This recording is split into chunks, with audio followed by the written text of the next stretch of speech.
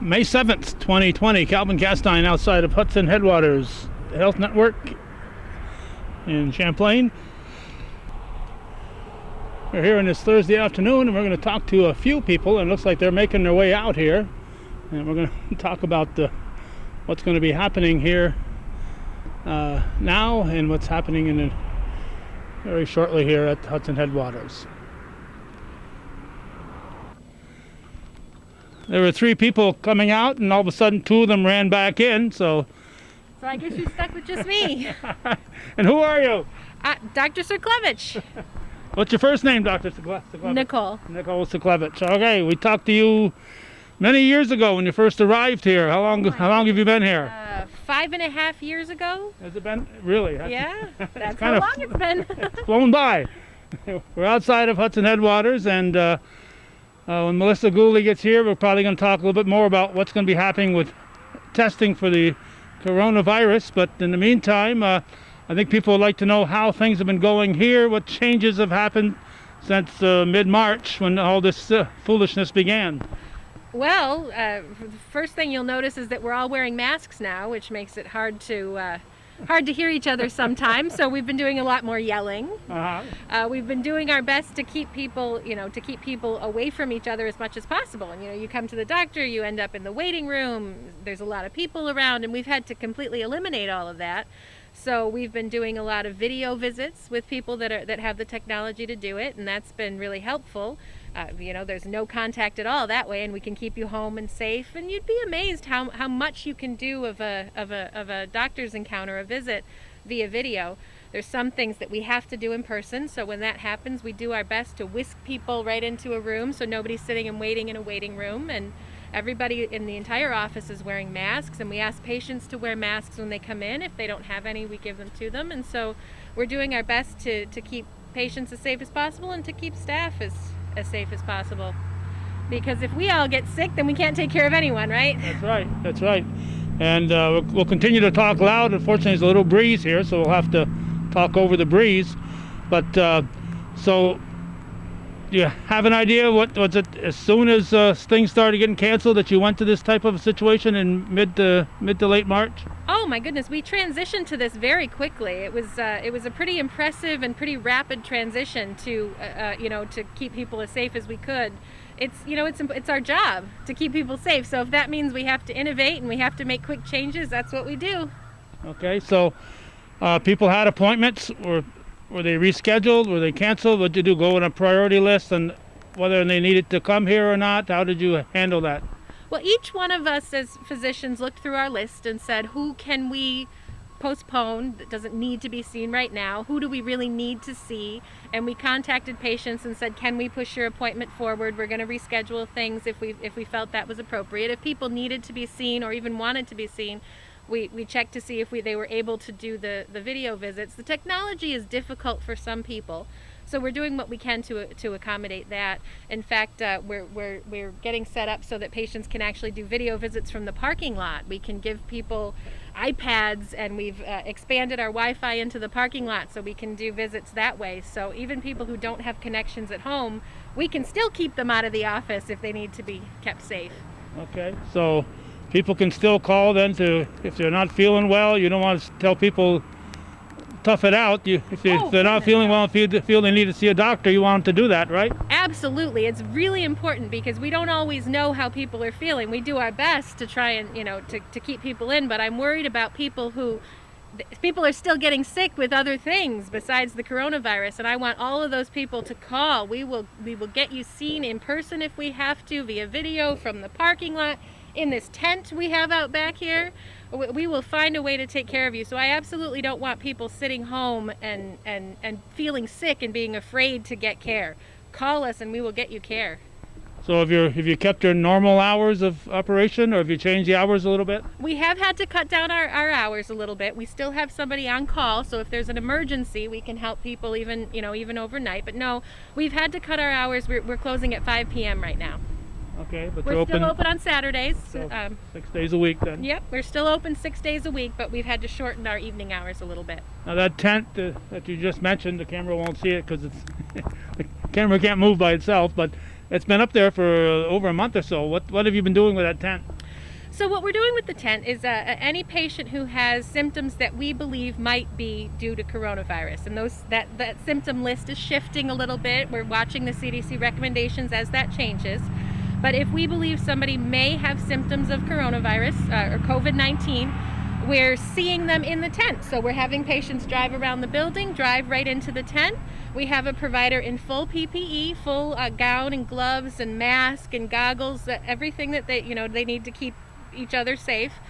And we can do coronavirus testing, we can do a physical exam, we can do vital signs. It's limited, of course, but it's better than nothing at all. Right there in the tent outside, where we have fresh air, so we don't have aerosolizing particles in a small area, which would increase people's risk of contracting the illness, and everybody is safe and protected, and we can get people seen that way. So it keeps patients out of the building so they don't infect staff and other patients. It keeps patients safe because they're able to get seen and get taken care of and get tested for coronavirus right here in our tent. So at first we didn't have as much testing, we didn't have the materials available, but as we've been able to get more and more testing materials, we're now able to offer testing to pretty much anybody who wants it. So if people are interested in their status, we're able to do that, whether they have symptoms or not. So of course we prioritize people who are feeling sick. I need to know right away if you have symptoms or not. But for people who are just curious and want to know if they've been exposed or if they've had it, we can see you in this tent and have a conversation and determine whether or not testing would be good for you.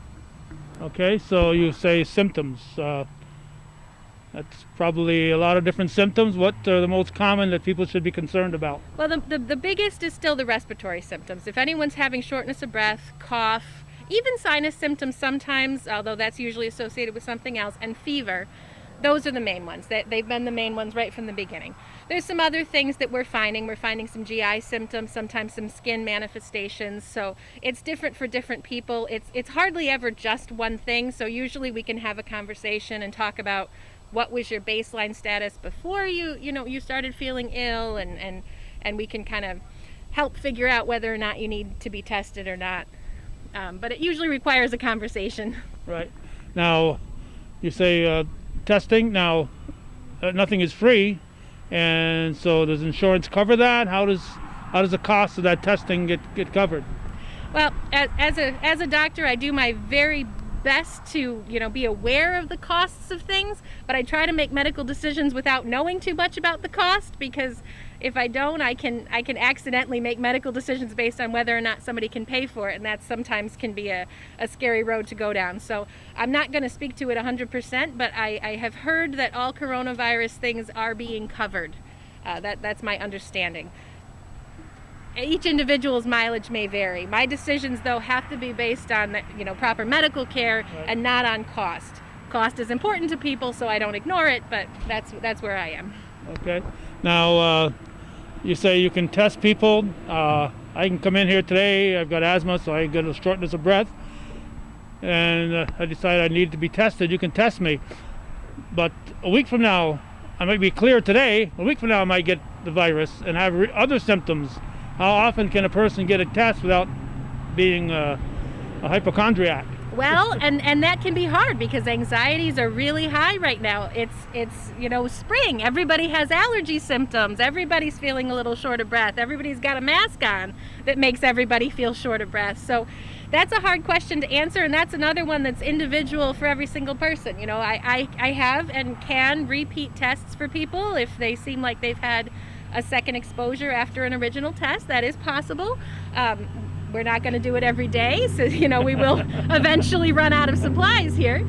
So at a certain point we have to have a conversation, and that's where you have to build a relationship with your patients. If you're seeing your regular doctor, maybe via video, and having a conversation, your doctor knows you. Your doctor knows how much this is different from your baseline, and you can have a talk about where you've been, exposure, and there's a lot of decision making that goes into it's not just yes or no. We really try and work with you to figure out how serious is it? How much do you need a repeat test?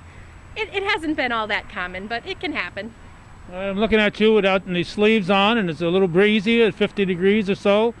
Out inside that tent, has it been kind of cool? We've had a cool April, and has it been kind of cool in there at times? Oh, they've been chilly at different times. We've been chilly. Now, I'm not assigned to the tent today, so I'm not dressed properly for standing outside, but they're wearing long underwear under their scrubs, that's for sure. And we do have we were able to put some propane heaters out there for people, so we're doing our best to keep them warm. Originally, we didn't have a tent before we put that up for the first couple of days of this, and we were doing it in the snow and everything else. We'll take care of people. We'll just wear coats. Okay, so is that personed all the time when you're open here? Is that, I can't say manned anymore, but is that operated by people in there all the time when you're normal hours? Pretty much we have had that. Saturday mornings we haven't had to have somebody there early in the morning, but we're monitoring how many people want to come in. Originally we couldn't test everybody who came in. We had to prioritize.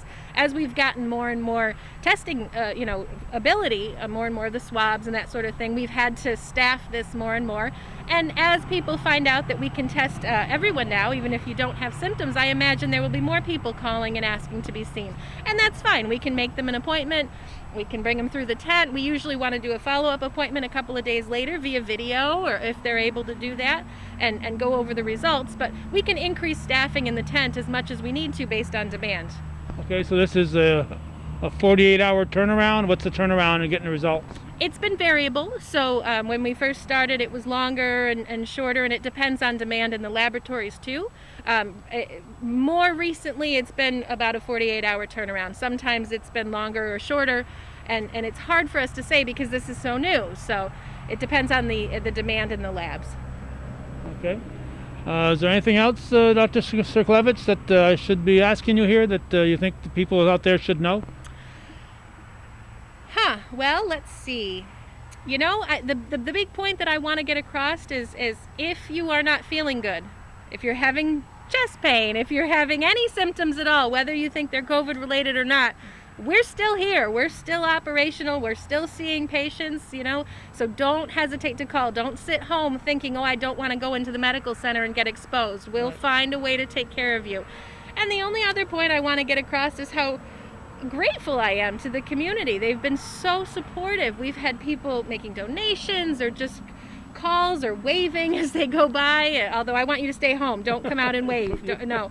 But the support from the whole community has just been absolutely, it feels good to be appreciated for what we're doing. We do it anyway, but the appreciation has been really amazing. I know 3 or 4 times a week I see posts on there where people have donated food to you folks. So that happens on a fairly regular basis? It has been lately. It's not so good for our waistlines, but we really appreciate it. Okay, so maybe we'll talk to Melissa, maybe we won't, but we appreciate you taking time and shivering out here with us. I wasn't prepared to be outside today, but no problem. I'm happy to do it. Okay, we've been talking with Dr. Sirklevich here at the Hudson Headwaters Health Network in Champlain. All right, Dr. Sirklevich is making her way back in, and there was a couple things that she did want to get across, but we have Melissa Gooley here. And Melissa, I was just talking to Dr. Sirklevich about the postings I see several times a week of food coming in here. The community has been amazing. We cannot thank everyone enough for the support and just their trust in letting us take care of everyone and take care of the community. It's been amazing. I don't know if our waistlines agree, but we really do appreciate it. It's certainly not necessary. It's appreciated, and we thank you. I notice most of those things I see posted aren't salads and stuff like that. Not all the time. No, they're not. We have to be careful. Yeah. Now, recently we did just have somebody drop off a fruit platter and some water and a little soup cup, so those are a little better. But still, we're enjoying it. It's nice to not have to, when you come to work, it's definitely a different type of stress right now, to not have to worry about the little things about maybe packing your lunch when you're coming in, just because between work and home everything is a little stressful. It's kind of combined together, so it's nice to not have to worry about little things like that. Yeah, okay. So that's really great. All right, when the camera was off, Dr. Sirklevich wanted to make sure that we'd mentioned that people should call ahead, not just show up, and also that you don't have to be a patient here. Correct. You do not have to be a patient here. Please call us first though, 518-298-2691. You're going to get a receptionist who's immediately then going to send a message back to the nurse who will return your call. We can get you registered and determine, depending on what you're wanting, if you're asymptomatic but want testing, or if you're symptomatic and want testing, or you felt like you had it prior and want to discuss antibody testing, we can do that for you, but just please call first. That's for your safety and for our staff safety. Okay, and if you're not a patient, you call and it'll be listed as an appointment. And Yep, it would be listed as an appointment. It will go to your insurance. We will bring you in because we want to talk to you about the pros and cons of what we're doing and the situation that you're in. Everyone is very unique, and we want to make sure that we take care of you based on you and what it would be best. So it will be an appointment. The nurse will tell you if you can come inside, or if you need to go around the tent. Anyone who's having active COVID nasopharyngeal testing has to go around the tent. So the nurse will direct them, give them a time, go around the tent, you call us when you get here, and as you see over there, the provider will go right out to your car. If you're not ill and just want to discuss, you feel you had it in the past, like 3 weeks ago, 4 weeks ago, and you want to discuss antibody testing, that would be a visit and we would discuss whether it's appropriate or not for you to come into the building. Again, very case by case. okay, so if you don't have a cell phone, and I know one or two people who don't have a cell phone, believe it or not. I don't have. All I have is a track phone, so I have a cell phone. But yeah, but so if they're going to call, they're going to pull in here, but they can't call you once they're here. If we're making them go around the tent, we have staff back there looking for you, watching for you. So if you don't have a phone, it's okay. We'll figure it out. Okay, but if you're call us when you get here. Yep. Okay, so and if you have a regular appointment, you show up. Do you call before you come to the door? You don't have to call before you come to the door. A nurse is actually going to meet you outside. We're screening everyone before they come through. Screening questions change often. We just got an email they changed again, but basically we're asking you about recent exposure, known exposure, if you've been told to isolate, if you have a cough, if you have shortness of breath, if you have a fever. We have thermometers up there to check temps if we feel necessary. We're now kind of asking people what they do if you work in a prison or a nursing home. So the nurse gathers that data and then determines if it's safe for the patient to come into the center or not. Every patient that does come into the center, that's deemed healthy to come into the center, has to wear a mask. We are also, like everyone else, trying to limit visitors, but we're not saying you can't. If you need your family member with you, we get that. If and parents, we have little kids that come here too, that's okay. We're just going to ask the same screening questions of the visitor and ask that they wear a mask. And of course, you could ask what the person does for a living, but maybe their spouse works at the prison, or maybe their spouse works in a nursing home. There's a lot of investigation that's going along with all of this. Yep, we really need to ask those questions and figure things out. We're really trying to get people out of the waiting room too. You're not spending time in the waiting room. We're getting you right back to your room in the back. About half of our visits right now are being done by video, so the other 3/4 of that are being done inside, with then the quarter of them being done in the tent. So, we do have the room inside to get you right into a room so you're not congregating in the waiting room. Okay, now, when we talked about doing this earlier today, I asked you to make sure you would have some questions that I should be smart enough to ask. Is there anything that you think is important enough for me to ask you right now that we should talk about? I just think everyone should know that it's still here and we still need to be careful. Call us with any questions, and again, we don't have to be our patient. We're here to help you. The health department has also been amazing, and I know has been screening a lot of calls, so we're here for you. There's not really anything else. I think Dr. C covered everything else. So okay, and the phone number is easy to remember, 518-298-2691. That's been the number forever. Yep. If you forget, 26 is Melissa's age, 91 is Dr. Racine's age. I was going to say yours. No. That would be too easy. I talked to Dr. Racine today. He's still stranded in St. Vincent. Stranded, yeah, that's what he calls it? Yeah, in paradise. Yeah, can't come home till at least July now. Oh, that's by doctor's orders. Yes. He deserves it. He made this happen. That's right. Yeah. We would be in one dire situation right here in the North Country if Dr. Racine hadn't got a hold of folks at Hudson Headwaters and made all this possible. He does check in with me once a week though to make sure that everything's okay and everybody's all right. And he actually, I know that we all think he's having a great time. He is, but he misses it, and he wishes he was back here to help through this. He does. So. Okay. All right. So the hours again, and the tent is not open on Saturdays. Well, or is it? The tent is open not for. The tent is open on Saturdays from 10 to 4. Again, a nurse would determine who gets those spots because we have limited providers. It's not somebody out there all the time. We have limited. We only have one provider on Saturday, so we want to take priority symptoms first. But other than that, we have had to cut back our hours to preserve staff. So right now we are open Monday through Friday, 8 to 5. Hopefully soon we'll be able to resume our evening hours, but that's what we're doing now. And then on Saturday we're open 8 to 4. So we do have the tent available all the time when we're open. It's just, again, the nurse will determine what spot you get. It's not like a drive-through or walk-in or walk by. Right. Yeah. So. And right now, unfortunately, the lab is closed, the CVPH Diagnostic Center. We're doing our very best to accommodate what our patients need on our end, but we can't draw routine labs. Okay, so you can't come here for blood work? You can't come here for blood work or x-rays right now. They're going to keep us, aware of and updated of the situation as things change. I know that, CVPH is working very hard to get things reopened, so we're hopeful that it'll be soon. Yeah, I think in today's paper it says that they can now do elective surgeries. Yeah, elective surgeries. Yep. So yep. That puzzled me when I saw a week or two ago that they couldn't do elective surgeries because so many of their rooms were filled. Well, maybe those rooms wouldn't be filled if they were doing elective surgeries. So, so I'm not asking you to comment. Those are my comments. No comment. Yep. So, but yeah, hopefully working together, we'll keep taking care of the community and get things slowly and safely reopened. All right. Well, keep up the good work. All right. And don't eat too much. I'm trying to stay away from the pizza. Thank you, Melissa Gooley. All right. Thank you. So that's our situation. Hopefully the sound came through with us hollering back and forth at each other.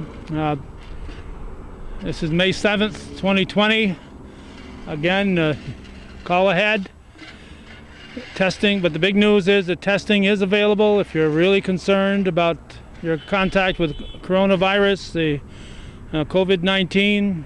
You can be tested. So talk to your health provider, come down here, talk to your insurance if you're worried about how that's going to be covered. But my understanding is that the COVID-19 tests are supposed to be covered, and hopefully that'll be your situation. But if you're unsure, talk to your insurance provider before coming. But don't put off getting tested if you feel you have the necessity to do so.